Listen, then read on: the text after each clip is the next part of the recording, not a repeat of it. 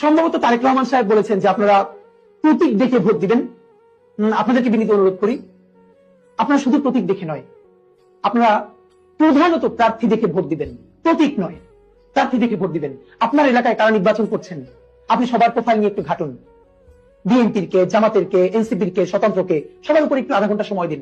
দেখেন, একবার ভালো একটা মানুষকে ভোট দিবেন, 5টা বছর ভালো থাকবেন, আপনি ভালো থাকবেন, আপনার পরিবার ভালো থাকবে, আপনার এলাকা ভালো থাকবে, আপনার দেশটা ভালো থাকবে।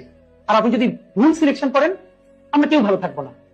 আমরা যদি সবাই বেছে বেছে যোগ্য লোকটাকে, যোগ্য প্রার্থীকে ভোট দেই, সে বিএনপির হোক, জামাতের হোক, এনসিপির হোক এবং স্বতন্ত্র হোক, যে দল থেকেই হোক, তাহলে যোগ্য মানুষগুলো যদি গিয়ে সংসদে দাঁড়ায়, আপনি ভাবেন তো আমাদের সংসদটা হয়ে উঠবে যোগ্য মানুষদের একটা কারখানা।